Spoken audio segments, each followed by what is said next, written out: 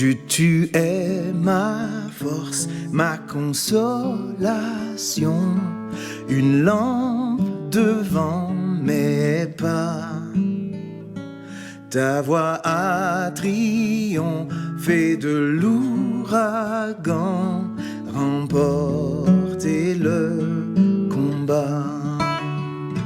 Tu m'offres chaque jour ton infaillible amour, toi qui as fixé le cours des étoiles, sois mon encre, sois ma voile. Tu étends mes ailes pour toucher les cieux, protégé par ta main. Ta grâce m'appelle à lever les yeux et suivre ton chemin. Tu m'offres chaque jour ton infaillible amour, toi qui as fixé le cours des étoiles, sois mon encre, sois ma voile.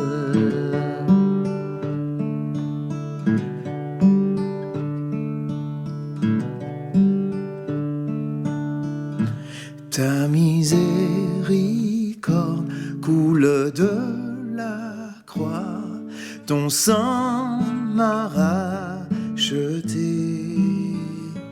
Tout ce que je suis me vient de toi, sans fin je te louerai.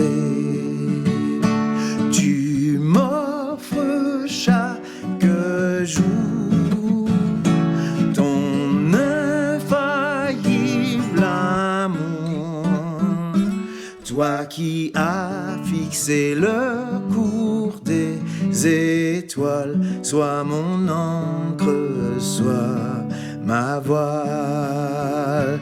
Tu m'offres chaque jour ton infaillible amour, toi qui as fixé le cours des étoiles, sois mon encre, sois ma voile.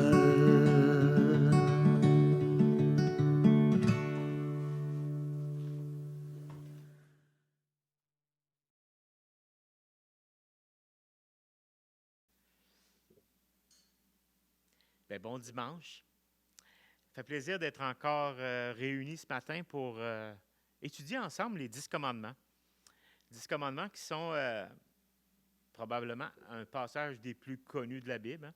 Si on parle de l'Ancien Testament, si on parle de qu'est-ce qui s'est passé, c'est quoi la Bible, puis tout ça, la plupart vont revenir aux 10 commandements.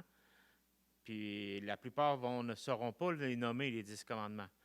Même moi, il faut que je fouille un peu dans ma tête, là, puis j'essaye de dire, OK, c'est quoi les 10 commandements?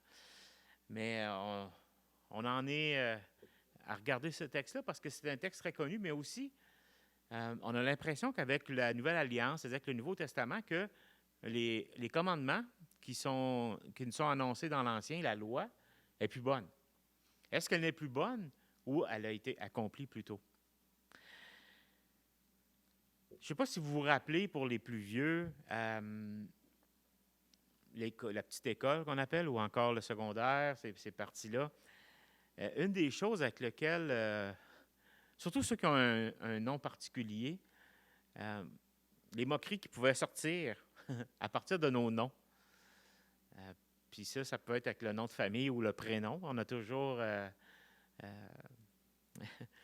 je pense que c'est une des choses qui arrive le plus vite, ça, les taquineries par rapport à nos noms, par rapport à notre nom. Puis souvent, c'est quelque chose qui nous pique un peu parce que notre nom, c'est nous autres. C'est qui on est, tu sais, c'est ça. Fait que souvent, c'est une des premières choses pourtant que quand quelqu'un veut te faire mal ou veut te piquer, hein, ça va être avec ton nom. puis il va en profiter pour dire de quoi de méchant. Mais je vous dirais que c'est un peu la même chose avec Dieu. Non pas que Dieu a un nom particulier, mais c'est une des choses auxquelles Dieu, ça l'offense, qu'on ne prend pas son nom au sérieux. Et ce matin, on touche justement cette partie qui s'appelle un nom à respecter, l'Éternel, ou Yahvé, ou Dieu. En fait, de toutes les façons dont Dieu s'est fait connaître à son peuple. On est dans cette partie qui s'appelle les 10 commandements, puis les 10 commandements, pour nous, en fait, c'est Dieu qui a racheté son peuple et il lui a donné des obligations morales pour que ce peuple honore le Dieu vivant, honore ce Dieu qui l'a racheté. Et ce matin, on est rendu à la troisième obligation morale, la troisième chose que Dieu demande à son peuple. On a eu, premièrement, l'existence de Dieu, sa réalité. Donc, de reconnaître qu'il y avait un Dieu unique. Hein, je suis le seul éternel. Et pour nous, c'était la valeur fondamentale de ça, c'est que Dieu est un Dieu, il est réel. Ensuite, la semaine passée, on a vu la transcendance de Dieu, c'est-à-dire tu ne copieras pas son image, tu ne feras pas une image taillée de Dieu, parce que ça touche justement qui il est. Puis c'est comme mettre Dieu dans une boîte. Si on prend une image et on essaie de se la tailler, on n'est pas capable de comprendre, d'imaginer, de prendre quelque chose qui va contenir Dieu, en fait. Que ce soit dans nos pensées, par nos pensées, mais que ce soit aussi en prenant un idole, puis dire, ben Dieu, il est comme ça. Et ce matin, on va voir l'autorité et la personnalité de Dieu au travers son nom. Et c'est pour ça qu'il nous dit, dans Exode 20, au verset 7, que je vous invite à tourner si vous avez une Bible entre les mains, ce troisième commandement. Et on l'a entendu de différentes façons, ou encore on a eu différentes interprétations, mais on va voir c'était quoi l'obligation derrière tout ça.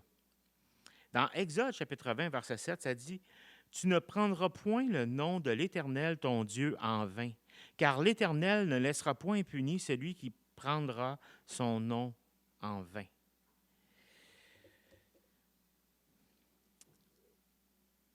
Pour comprendre pourquoi Dieu dit ça, pourquoi Dieu dit « Tu ne prendras pas mon nom en vain », il faut comprendre aussi le sens des noms pour Dieu, le sens des noms qui sont dans la Bible. Un nom, dans la Bible, c'est plus qu'un son. Hein? Ça représente un sens profond. On a plusieurs exemples de qu'est-ce qu'un nom ou encore le sens des noms. Dans Jérémie 15, 16, on peut lire « J'ai recueilli tes paroles et je les ai dévorées. Tes paroles ont fait la joie et l'allégresse de mon cœur, car ton nom est invoqué sur moi, Éternel. Éternel Dieu des armées. » Jérémie 15, 16. Le nom de Dieu, c'est celui qui est invoqué sur nous.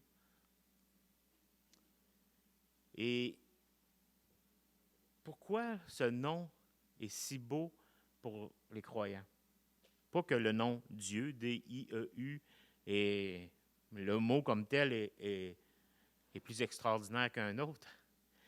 Mais quand on parle du nom de Dieu, c'est le sens profond de qui est Dieu. C'est quoi Dieu? Puis c'est le nom qui est associé à ceux qui croient. D'ailleurs, on est appelé chrétien, ceux qui croient en Christ. Chrétien vient de Christ. Ça pourrait être traduit par des suiveux de Christ. Et c'est le nom qui a été, on a dit accablé, là, mais qui a été donné aux premiers disciples de Jésus. Avant, c'était des disciples. Puis après ça, dans Actes, on voit qu'ils ont dit, c'est ceux qui suivent la voie. Ils ne savaient pas encore comment les interpréter, cette gang-là. Puis jusqu'à temps qu'à un moment donné, il y en a qui ont dit, on va les appeler les chrétiens, les suiveux de Christ. Et dans Jacques 2, 7, on a ce passage qui nous dit, dans un contexte de persécution, là, que les chrétiens étaient persécutés, puis il parle des hommes qui étaient à la tête, puis tout ça, puis il dit, n'est-ce pas eux qui outragent le beau nom que vous portez? En outrageant Dieu, c'est comme si tu outrages aussi les croyants.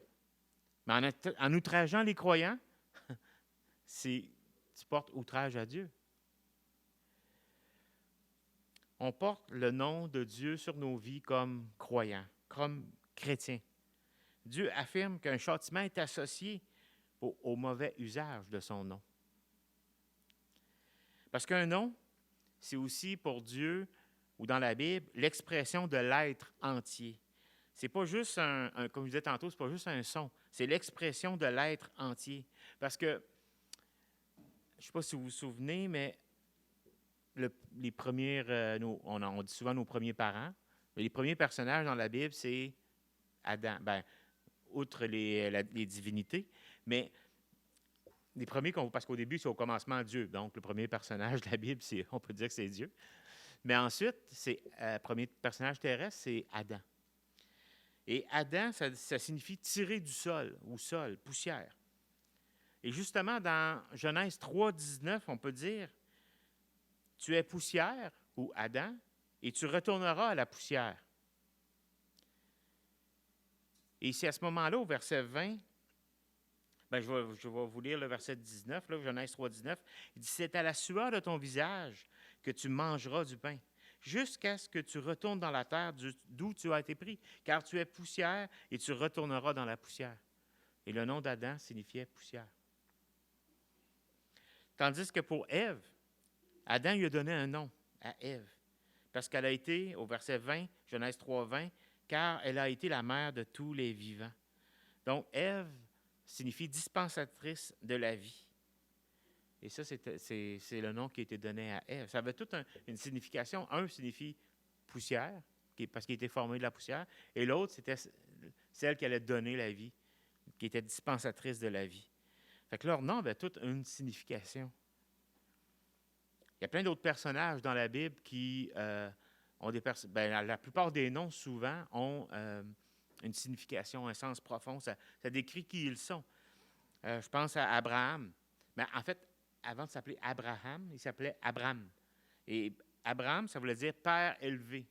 C'est comme si son père lui avait dit, je vais t'appeler Abraham, tu vas être un homme important, puis tout ça.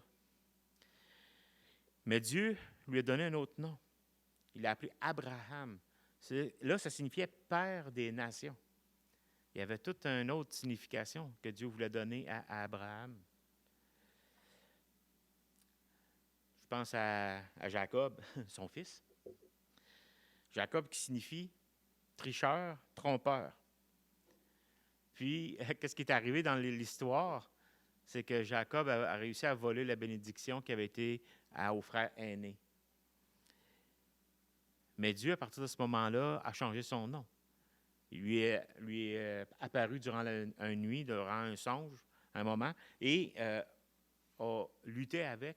Puis à la fin, il a donné le nom d'Israël, qui signifie lutter ou lutteur avec Dieu. Pour Dieu, la prophétie du caractère et de la personnalité est incluse dans le nom de la personne.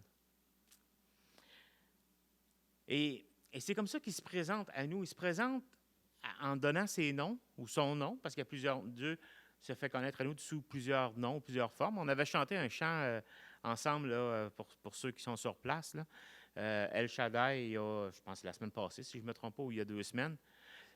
Puis dedans, il y a plusieurs noms de Dieu. Elaï, tu es vivant, El Olam, Dieu éternel. En tout cas, il y a plein de noms comme ça que Dieu se donne.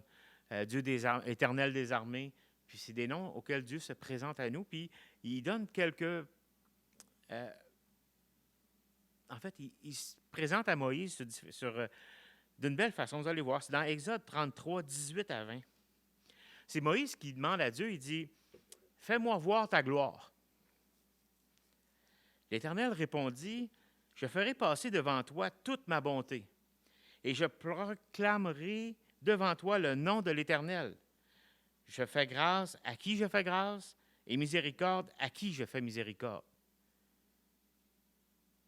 Fait que Dieu, il lui montre que son nom inclut son caractère et sa personnalité. Fais-moi voir ta gloire ou fais-moi connaître ton nom deviennent pratiquement des synonymes. Et un peu plus loin, Exode 34, 5 et 6, ça dit ceci, « L'Éternel descendit dans la nuée et se tient près de lui. auprès de lui, et proclamant le nom de l'Éternel. Et l'Éternel passa devant lui, toujours Moïse, là, et il s'écria, l'Éternel, l'Éternel, Dieu miséricordieux et compatissant, lent à la colère, riche en bonté et en fidélité. L'Éternel, ici, encore présente son nom en incluant son caractère et sa personnalité. Je ne sais pas si vous commencez à voir le sens de quand Dieu dit « Tu ne prendras point mon nom en vain ». Se moquer du nom de Dieu, c'est se moquer de qui il est. Parce que dans ce contexte-là, c'est quoi un nom dans le contexte de Dieu, dans le contexte biblique? Connaître un nom, c'est avoir accès.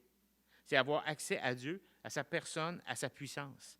Lorsqu'on dit qu'on connaît Dieu, qu'on connaît son nom, c'est qu'on a accès à sa puissance, à qui il est. Quand tu es croyant, pourquoi tu aimes le nom de Dieu? C'est parce que tu connais le nom de Dieu. Bien, ça vient avec le privilège de connaître Dieu.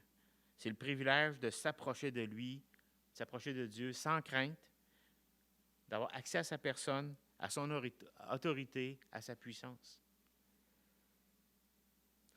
C'est un peu comme si, quand on est enfant, plusieurs ont fait ça, hein? Quelqu'un ton voisin te fait du mal ou une petite chicane, puis je vais le dire à mon père. Les premières, on se rabat sur le nom de notre père parce que dans notre tête, notre père, c'est le plus fort. Mais c'est un peu ça quand on est un enfant de Dieu. On peut invoquer le nom de Dieu pour notre délivrance.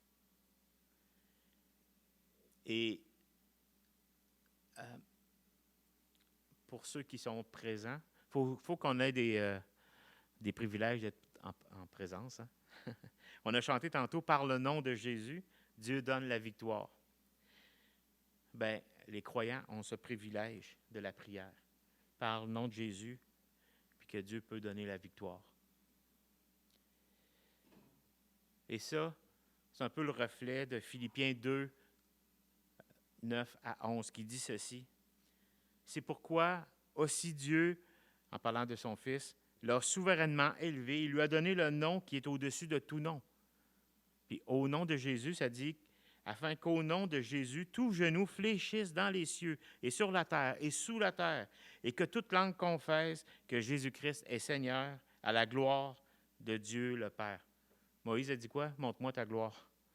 Mais par le nom de Jésus, on a accès à cette gloire de Dieu. On ne peut pas tout la voir, on ne peut pas tout contempler encore. Mais lorsque Moïse demande à Dieu, quel est ton nom? Je veux voir ta gloire.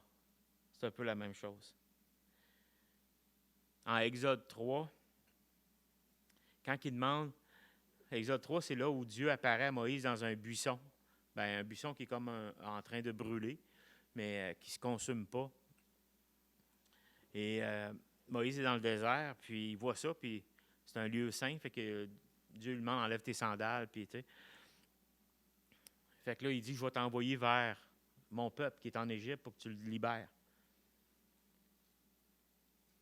Puis Moïse, ne sachant pas trop comment présenter ce Dieu-là, ou encore comment faire tout ça, aller libérer le peuple, là, il demande, c'est quoi ton nom? Quel est ton nom? Puis ça, c'est un peu s'il avait demandé à Dieu, es-tu capable de délivrer Israël? T'es qui là, pour que j'aille présenter puis que tu libères ton peuple?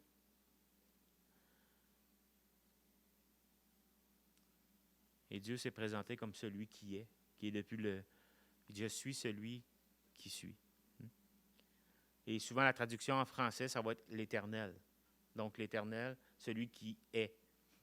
C'est aussi simple. C'est la façon, je pense, en français, la plus simple, la plus, je dirais, exacte là, de traduire ce terme-là. De dire qu'il est celui qui a toujours été, qui est, puis qui sera toujours. Mais quand tu demandes à Dieu, c'est quoi ton nom?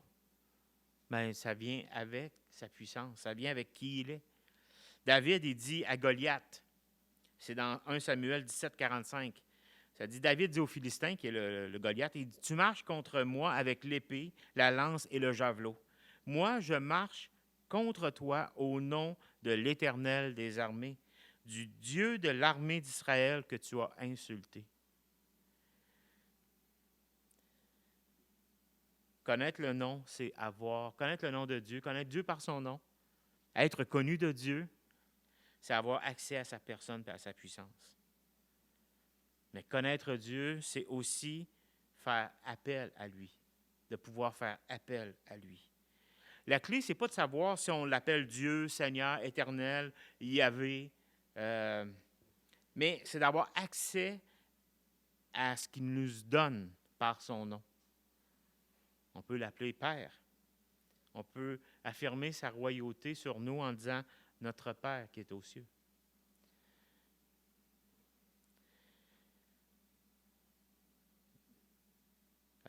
Dieu donne accès à lui. Deutéronome 6,13, un passage qui dit « Tu craindras l'Éternel ton Dieu, tu le serviras et tu jureras par son nom. » Ici, dans le contexte Yahvé ou l'Éternel, il invite Israël à jurer par son nom, à le prendre à témoin, à invoquer sa puissance et son intervention. Puis, un passage qui est un des très beaux passages dans Chronique. Je dis un des très beaux parce que dans Chronique, c'est beaucoup des généalogies. Puis souvent, quand on lit Chronique, c'est ça, ça prend du bon café. C'est des généalogies de noms. Puis c'est une belle place pour trouver un nom pour original. Mais en fait, ça montre aussi comment que le nom peut être important pour Dieu, parce qu'il y a même deux livres dans la Bible, entre autres, qui ne sont que des énumérations de noms, qui racontent un peu les histoires. Mais Chronique, entre autres, il y a un passage qui dit, dans 2 Chroniques 7,14, « Si mon peuple, sur qui est invoqué mon nom, s'humilie, prie et cherche ma face, et s'il se détourne de ses mauvaises voies, je l'exaucerai des cieux, je lui pardonnerai son péché et je guérirai son pays. » Puis encore là, pour ceux qui sont en présence, vous aurez le privilège de chanter ce passage-là dans quelques instants. Pour les autres, cherchez « Si mon peuple » sur YouTube et peut-être que vous allez pouvoir l'entendre. On a ce privilège-là de pouvoir invoquer Dieu, de pouvoir lui parler. Alors que dans notre texte d'aujourd'hui, c'est « Tu ne prendras point le nom de Dieu en vain », là, je voulais vous mettre dans le contexte où c'est quoi pour Dieu un nom? C'est quoi l'importance du nom de Dieu? Mais Dieu, il nous demande de ne pas en faire un mauvais usage. Dieu désire qu'on ne fasse pas un mauvais usage de son nom. Et le terme qu'il emploie, c'est « en vain ». Prendre le nom de l'Éternel en vain, c'est en faire un usage inapproprié, de l'utiliser avec mépris ou méchanceté, de traîner son nom même dans la boue. Associer son nom aussi à des profanités ou même blasphémer, ce sont des choses qui vont déplaire à Dieu dans ce contexte-là. Et même subtil, des choses que par habitude on va dire, puis ça devient des patois, ça devient... même si on ne pense pas à quelque chose de mal en le disant, tu sais, mais des fois on emploie le nom de Dieu comme ça d'une manière vaine, comme si ça devenait une façon de s'exprimer. Puis des fois on rajoute des petits mots doux devant, dont le mot « doux ». Et c'est une façon de prendre le nom de Dieu en vain. Mais dans le contexte, ici, c'est peut-être pas nécessairement juste ça que Dieu visait. Hein? C'est pas, il n'était pas en train de dire « Ah, je ne veux pas que vous sacriez en utilisant mon nom ». C'était pas tout à fait ça, parce que pour les Juifs, le nom de Dieu était déjà, c'était un Dieu saint, puis son nom était saint. Ceux qui copient, les copistes, c'est souvent ce qu'ils faisaient. Je ne peux pas vous garantir que tous le faisaient, mais une des choses qu'ils faisaient, les scribes, c'est que lorsqu'ils écrivaient le nom de Dieu, ils jetaient la plume, ils recommençaient avec une nouvelle plume. Lorsqu'ils écrivaient le YHWH, c'était une façon, quand ils écrivaient, c'était tellement le nom de Dieu là, qu'ils jetaient la plume et ils recommençaient le texte avec une autre plume. C'était une façon de faire aussi à l'époque pour ceux qui transcrivaient la Bible. Fait que pour eux, le nom de Dieu était saint. Fait que tu ne l'utilisais pas, tu ne le prononçais pas. Puis d'ailleurs, le YHWH, là, oui, c'est ça, le tétragramme qu'on dit, on ne sait pas exactement comment ça se prononce aujourd'hui. parce que les voyelles ont été enlevées. Les Juifs, dans l'alphabet hébreu, il n'y a pas de voyelles. Puis, ils ne prononçaient pas le nom de Dieu de peur de le prononcer en vain. Donc, il n'était pas prononcé. Ils l'appelaient par d'autres noms. Mais le Y. Fait que donc, on a perdu un peu c'est quoi exactement. Donc, il y en a qui vont dire Yahvé, Jéhovah, Jéhovah en français, il y en a qui disent ça. Mais on ne peut pas dire être sûr à 100% que c'est comment qu'on le prononce. Pas même particulier. Mais Dieu n'interdisait pas à ce moment-là de prononcer son nom. Mais ce qui était souvent fait, c'était qu'on voulait manipuler soit les gens ou Dieu avec son nom. Et c'est ce que Jésus, je n'ai pas le texte là, parce qu'on passerait beaucoup de temps à lire plein de textes comme ça, mais ceux qui prennent des notes, dans Matthieu 5, 33 à 37, ça nous dit que Jésus dit, tu sais, jurez pas sur Dieu puis sur son trône, que votre oui soit oui, que votre non soit non. Ne vous servez pas du nom de Dieu pour dire, hey, j'ai caché ça là, je l'ai mis là, hey, je te le jure, je te le dis dans le nom de Dieu. Le monde faisait que, hey, pour montrer qu'il était vrai, là, il utilisait le nom de Dieu, puis c'était quasiment rendu une joke, une habitude. Puis Dieu il dit, non, Jésus, ce qu'il dit, que votre oui soit oui, que votre non soit non. Arrêtez de prendre mon nom pour essayer juste de justifier ce que vous faites. Employer le nom de Dieu pour impressionner la galerie, pour se faire croire, pour se donner une crédibilité et une autorité. Jésus dit, ne jure pas par le ciel, ni par Dieu, ni par son trône. Dis la vérité. Sois vrai et sincère. Pourtant, dans d'autres textes, on voit que même Paul en appelle, prend le nom de Dieu comme témoin. Un exemple, dans Galates 1,20, ça dit ceci, « Dans ce que je vous ai écrit, voici, devant Dieu, je ne mens point. » Parce que Paul, il aurait pu dire « je ne mens point », je vous dis la vérité, mais il dit « devant Dieu, je ne mens point ». Ça me fait penser des fois, moi je ne suis jamais allé, puis c'est surtout dans le cadre des films, je ne sais même pas si ça se fait encore. Mais avant ça, dans les cours de justice, ils juraient la main sur la Bible, puis on levait la main droite. Je ne sais plus si ça se fait encore. Puis il y en a même des chrétiens qui disent « Ah non, il ne faut pas jurer par ça », puis le monde ne comprenait pas vraiment le contexte, puis tout ça. Mais Paul le fait, lui, entre autres, comme dans Galates 1,20. Mais si on vit dans une société qui donne respect à la parole de Dieu comme étant une place où on peut dire que c'est la vérité, bien, je ne vois pas le problème à le faire, mais de toute façon, je vous souhaite plus de pas en cours que d'avoir à jurer sur la parole de Dieu. Mais une chose est sûre, c'est que la Bible nous dit qu'il ne laissera pas impuni celui qui ne connaît rien de son nom, qui prend son nom en vain. Parce que tu peux jurer sur le nom de Dieu, mais pour toi, Dieu ne vaut rien, ou Dieu n'est rien, ou Dieu n'a pas de valeur pour toi. Ça, c'est prendre encore le nom de Dieu en vain. Prendre le nom de Dieu en vain, en fait, c'est utiliser le nom de Dieu ou se mettre du côté de Dieu sans le connaître vraiment. Si Dieu ne désire pas que l'on utilise son nom en vain, c'est parce qu'il y a un bon usage de son nom. Il y a un bon usage au nom de Dieu. Et le premier usage, ou je pourrais appeler un privilège, le premier privilège qu'on a lorsqu'on peut utiliser le nom de Dieu, lorsqu'on connaît le nom de Dieu, c'est d'en appeler à lui. D'être connu de lui, entendu de lui, de pouvoir déverser nos cœurs en sa présence parce qu'il m'aime et qu'il veut le meilleur pour moi, c'est tout un privilège. Donc, de connaître Dieu, c'est d'avoir le privilège d'en appeler à lui, de pouvoir lui parler, d'entrer en sa présence. Mais c'est aussi le privilège d'invoquer son nom. On a mis un texte tantôt, « Si mon peuple sur qui est invoqué mon nom », mais j'ai 3 petits textes qui vont apparaître, puis ça dit, on pourrait regarder, c'est de Genèse à Apocalypse, de Seth eut aussi un fils, et il l'appela du nom d'Enoch. C'est alors qu'on commença à invoquer le nom de l'Éternel. Ça, c'est dans Genèse 4, 26.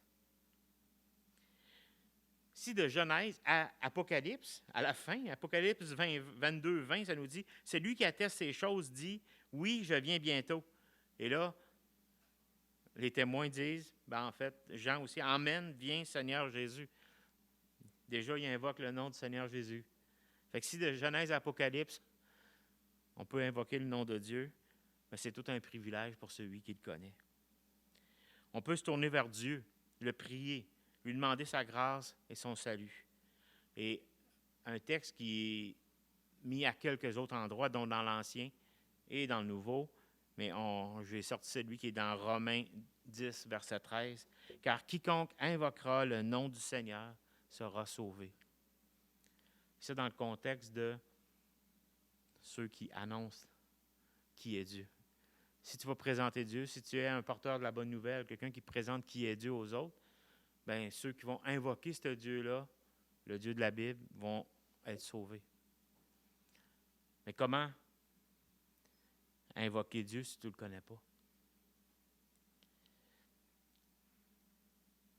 Un dernier privilège que ça nous donne de pouvoir utiliser le nom de Dieu d'une bonne façon, ça nous donne le privilège de confesser son nom. Dieu nous appelle à le louer, à l'adorer, comme à rendre témoignage de son nom, de sa présence aussi, de son activité dans nos vies. Et ça, c'est un privilège, puis c'est une responsabilité. On aime entendre notre nom associé à de bonnes choses, mais Dieu aussi.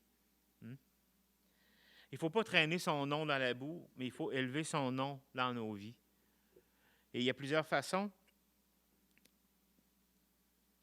d'élever le nom de Dieu. C'est en l'honorant, c'est en l'aimant, puis c'est en apprenant à le connaître de plus en plus. Ce que Dieu désire, ce n'est pas qu'on néglige son nom, qu'on se détourne de son nom, mais qu'on regarde à lui, qu'on ait le visage qui reflète son nom, sa gloire. Et c'est comme ça qu'il veut se faire connaître à nous. Je termine avec un mot de prière. Père éternel, dans ce texte qu'on a vu ce matin, tu nous mets en garde contre le fait de prendre ton nom en vain. Seigneur, tu t'es révélé à nous de tellement de manières différentes, de tellement de manières que plus on te connaît, plus on apprend à t'aimer. Et plus on aime, plus on t'aime, Seigneur, plus on veut propager ton nom. Seigneur, ton nom est magnifique sur toute la terre. Il y a tellement de beaux versets dans ta parole qui nous dit combien ton nom est beau. Puis de te connaître, Seigneur, c'est la plus belle chose au monde. On peut t'invoquer, on peut te prier, on peut te parler, on peut avoir accès à cette puissance qui vient dans le beau nom de Jésus-Christ. Merci encore pour ce texte ce matin. Puis aide-nous à bien utiliser ton nom, à bien propager ton nom, à bien vivre et refléter la gloire de ton nom. Et on prie ça dans le beau nom de ton Fils, Seigneur Jésus-Christ, qui nous a tellement aimés qu'il a donné sa vie. Amen. Amen. Ce matin, pour ceux qui ne sont pas ici, vous n'entendrez pas les chants sur le nom de Dieu, mais je vous invite à continuer vos lectures dans les actes, les actes entre autres, mais aussi dans Psaumes. Il y a des beaux psaumes qui nous révèlent le nom de Dieu, qui il est. Puis souvent, nos louanges, nos prières peuvent être accompagnées de ces paroles, de ces extraits de texte qui enrichissent notre connaissance face à Dieu, mais qui nous aident aussi dans notre obéissance face à Dieu. Je vous souhaite une bonne semaine à tous, puis que Dieu vous bénisse. Et c'est dans le bon nom de Jésus que je vous en prie.